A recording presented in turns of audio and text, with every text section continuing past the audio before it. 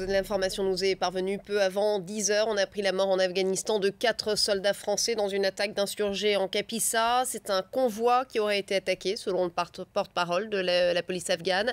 Selon l'agence Reuters, l'attaque a été revendiquée par les talibans. Rappelons que François Hollande, qui s'était déplacé sur place en mai, avait annoncé le retrait anticipé des unités combattantes présentes en Afghanistan d'ici la fin 2012. Pierre Servant, vous êtes journaliste et ancien colonel des armées. Vous êtes en direct sur BFM TV avec nous. Bonjour. Bonjour. Tout d'abord, est-ce que vous en savez plus sur les circonstances de cet attentat ? Non, je n'en sais pas plus, puisqu'on parle d'une embuscade.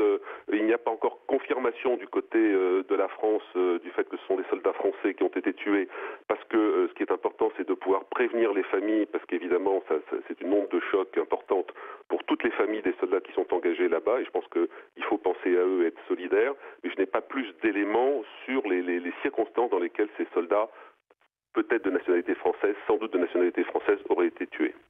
Ça démontre une fois de plus que c'est un secteur de l'Afghanistan qui est extrêmement dangereux. C'est là que la plupart d'ailleurs des victimes françaises ont perdu la vie. Tout à fait, c'est un secteur que je connais bien, j'y suis allé à plusieurs reprises, qui est extrêmement sensible. On utilise souvent l'expression de verrou. Le verrou vers Kaboul, donc c'est un point d'effort des talibans. Ça montre aussi que même si la France a annoncé son retrait, ça reste une zone de guerre, une zone extrêmement sensible, et ça illustre malheureusement la difficulté que les Français vont avoir dans les mois qui viennent pour se désengager, en passant d'une part la main en souplesse à la nouvelle armée afghane des points dans lesquels ils se trouvent encore impliqués, et pour désengager tout le matériel qu'ils ont. On sait que ce sont des périodes extrêmement fragiles. Quand vous déplacez des convois logistiques, vous devez les protéger, et il n'est pas impossible que le gouvernement soit obligé de revoir un peu sa copie par rapport à la distinction entre forces combattantes qui seraient retirées à la fin de l'année et forces non combattantes. C'est une zone de guerre, c'est une zone sensible, et il va falloir gérer ça avec beaucoup de délicatesse. Alors justement, selon vous, est-ce que François Hollande va modifier ses plans de retrait anticipé avec ce nouvel attentat aujourd'hui ? Alors, il ne vous a pas échappé que je ne fais pas partie du gouvernement, donc je ne sais pas. Comment dirais-je, ça montre encore une fois que c'est une zone de guerre, une zone sensible. Les Français sont toujours présents là-bas, donc ils représentent des cibles potentielles pour les talibans, on l'a vu. Mais je crois encore une fois que ça devrait conduire le gouvernement à renforcer encore les mesures de précaution, peut-être à modifier le calendrier.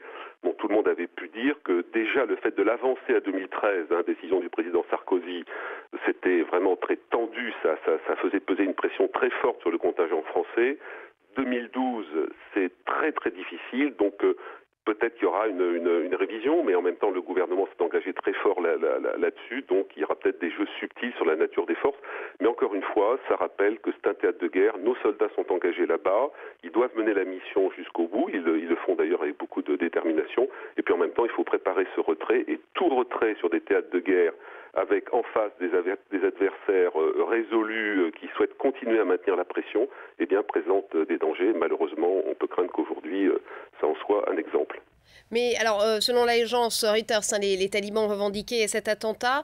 Finalement, pourquoi maintenant, alors justement, que François Hollande a annoncé ce retrait? Que cherche-t-il? Alors justement, par rapport à ça, j'avais entendu certains commentaires disant les talibans vont plutôt laisser les Français tranquilles pour qu'il y ait une sorte de contamination, entre guillemets, de l'accélération du retrait français sur les autres.